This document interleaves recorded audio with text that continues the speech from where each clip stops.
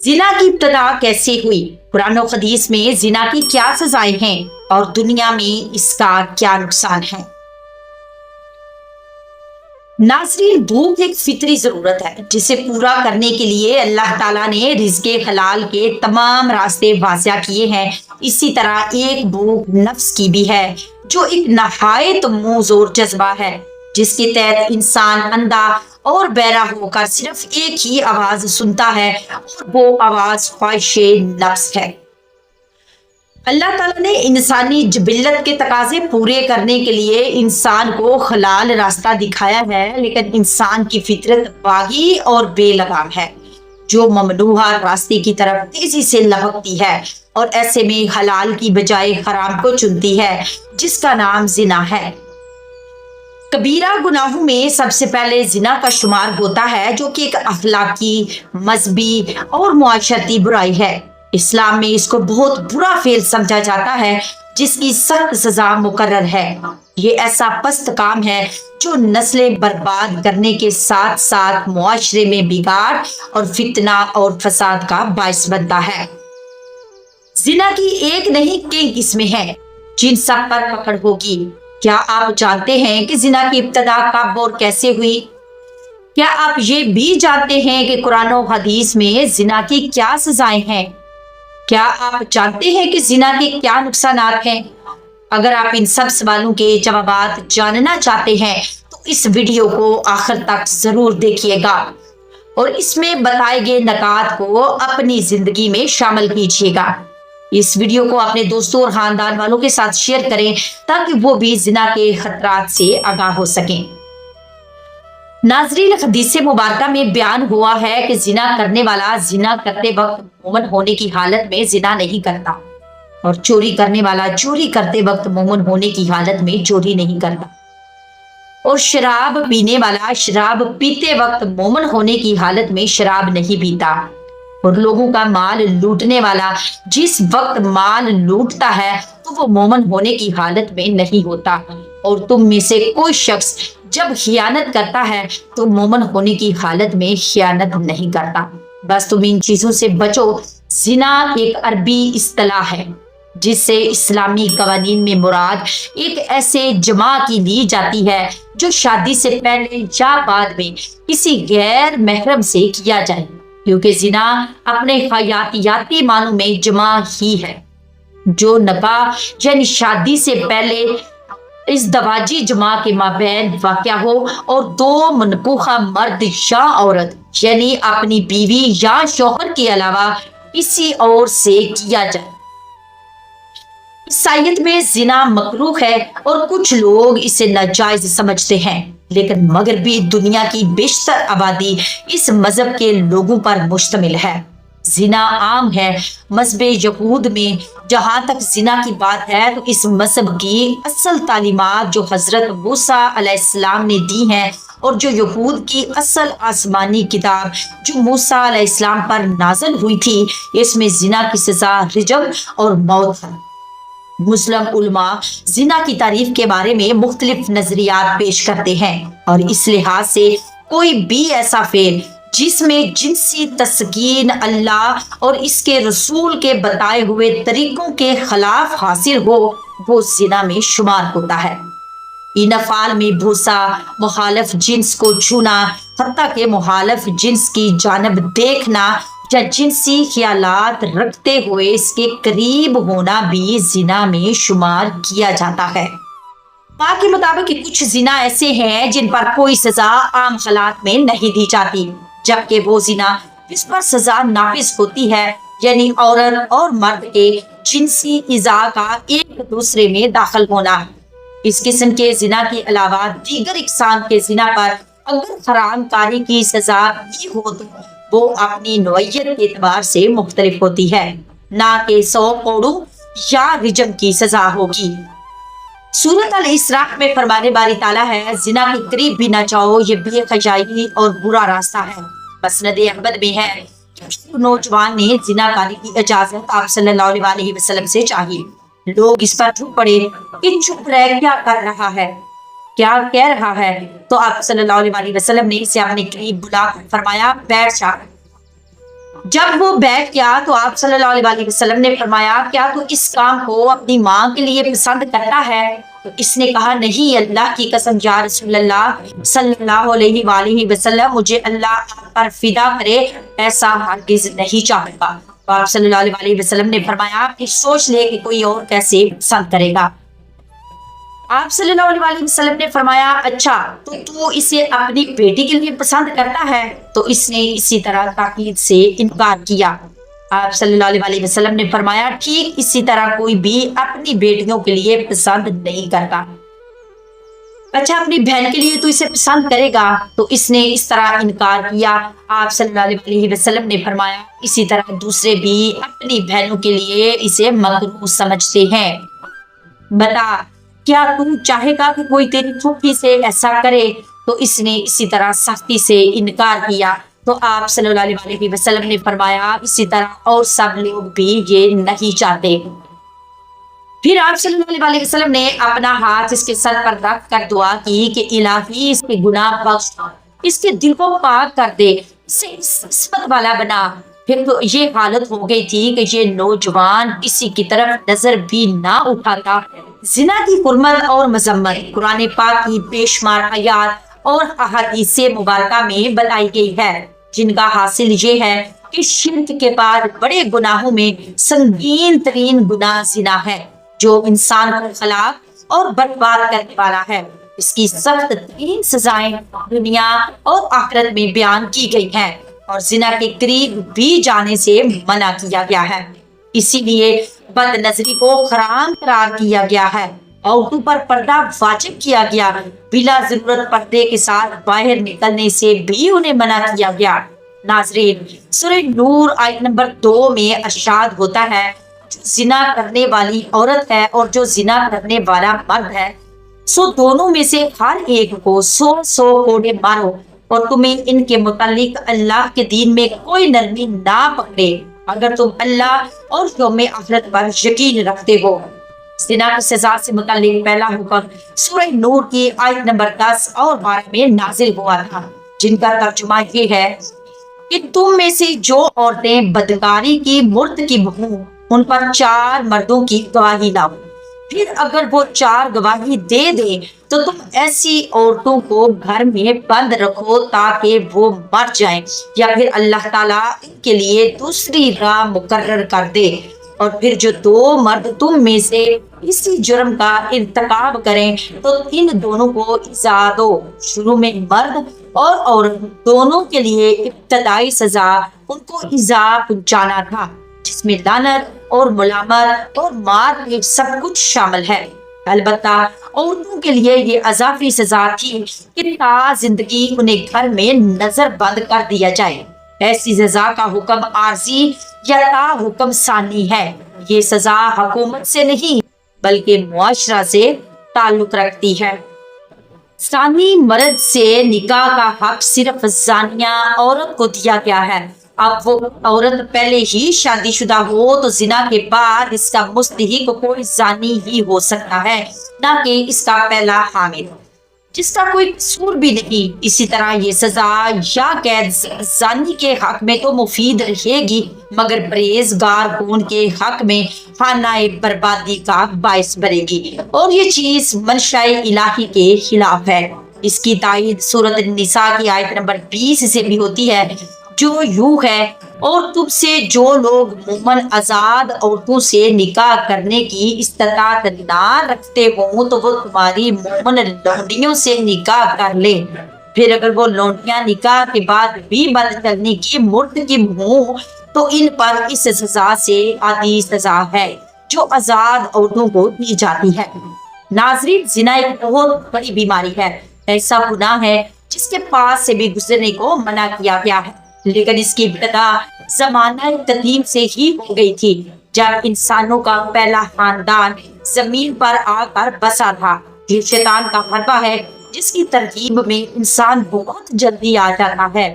ایسا اس سے پہلے انسان کے ساتھ ہوا جس نے زمین پر زنا کی داغ بیل ڈالی۔ آئیے آپ کو بتاتے ہیں کہ زنا کی ابتدا کس طرح ہوئی۔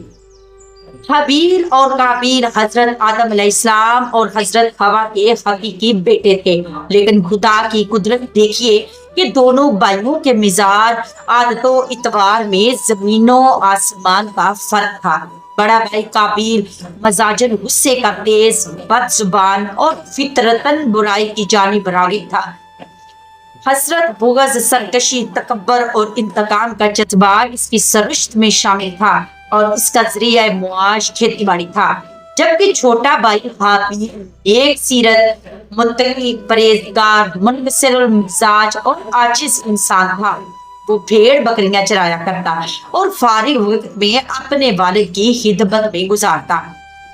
قابیل شکل و صورت میں حابیل سے زیادہ خوبصورت تھا، جبکہ حابیل واجبی خد و خال کا مالک لیکن اپنے بڑے بھائی قابیل کے مقابلے میں زیادہ قوی اور طاقتور تھا۔ ویسے تو والدین کو اپنے تمام بچے پیارے ہوتے ہیں اور وہ سب سے ہی محبت کرتے ہیں، لیکن حابیل کا اخلاق، نیک سیرت، فرما برداری اور دیگر خصوصیات کی بنا پر حضرت آدم علیہ السلام چھوٹے بیٹے کو زیادہ پسند فرماتے اور اسے اپنا جانشین مقرر کرنا چاہتے تھے۔ قرآن کریم نے حضرت آدم علیہ السلام کے ان دونوں صاحبزادوں کے نام لے کر مخاطب نہیں کیا، البتہ تورات میں ان کے نام حابیل اور قابیل بیان کیے گئے ہیں۔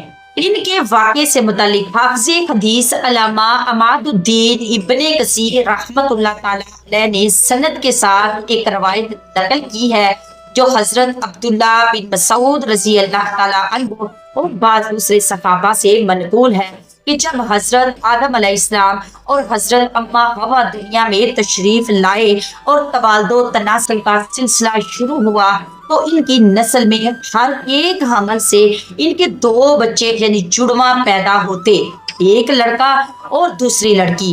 یوں اما حوا کو تقریباً 20 بار حمل ہوا جس میں 40 بچے پیدا ہوئے۔ زیادہ تر ایک لڑکی اور ایک لڑکا جڑواں پیدا ہوتے، اس سے دنیا میں انسانوں کی نسل بڑھانا مقصود تھا۔ بہن بھائی ہونے کی وجہ سے ان کا اس آپس میں نکاح حرام تھا، چنانچہ اللہ تعالیٰ نے اس وقت کی ضرورت کے لحاظ سے شریعت آدم میں یہ خصوصی حکم جاری فرمایا کہ حضرت حوا سے جڑواں پیدا ہونے والے لڑکے اور لڑکی کا عقد یعنی کہ نکاح دوسرے وقت میں پیدا ہونے والے جڑواں بچوں سے کر دینا جائز ہے۔ اسی حکم کے مطابق قابیل اور حابیل کی شادی ہونا تھی۔ قابیل عمر میں بڑا تھا اور اس کے ساتھ اس کی جو ہمشیرہ پیدا ہوئی اس کا نام اقلیمہ تھا۔ وہ حابیل کے ساتھ پیدا ہونے والی ہمشیرہ سے بہت زیادہ خوبصورت اور خوبروی تھی۔ جب نکاح کا وقت آیا تو حسب حکم حابیل کے ساتھ پیدا ہونے والی ہمشیرہ قابیل کے حصے میں آئی، لیکن چونکہ وہ خوبصورت نہیں تھی چنانچہ قابیل نے اس سے شادی سے انکار کر دی۔ وہ اپنی سگی ہمشیرہ سے شادی کا خواہش مند تھا۔ حضرت آدم علیہ السلام نے شرعی قاعدے کے مطابق اسے قبول نہیں فرمایا اور قابیل کو اللہ کے حکم کے مطابق عمل کی تلقین کی، لیکن قابیل اپنی ضد سے باز نہ آیا اور بڑا ہونے کی وجہ سے قابیل کو والد کا جانشین سمجھتا تھا، لیکن وہ اس بات سے بھی واقف تھا کہ حضرت آدم علیہ السلام حابیل کو اپنا جانشین مقرر کرنا چاہتے ہیں۔ اب حسین و جمیل لڑکی سے قابیل کی شادی کے فیصلے نے اسے حابیل کا دشمن بنا دیا۔ حضرت آدم علیہ السلام نے جب دونوں بھائیوں کے درمیان یہ تنازع دیکھا تو رفع اختلافات کے لیے دونوں بھائیوں کے لیے یہ تجویز پیش کی کہ تم دونوں بارگاہ خداوندی میں اپنی اپنی قربانی پیش کرو۔ اللہ تعالیٰ تم دونوں میں سے جس کی قربانی قبول فرما لے گا اس لڑکی کی شادی سے کر دی جائے گی۔ حضرت آدم علیہ السلام کو اس بات کا یقین تھا کہ قربانی اس کی قبول ہوگی جس کا حق ہے، یعنی حابیل کی اس معنی میں قربانی قبول ہونے کی ایک واضح اور کھلی علامت یہ ہوتی تھی کہ آسمان سے ایک آگ آتی اور قربانی کو کھا جاتی۔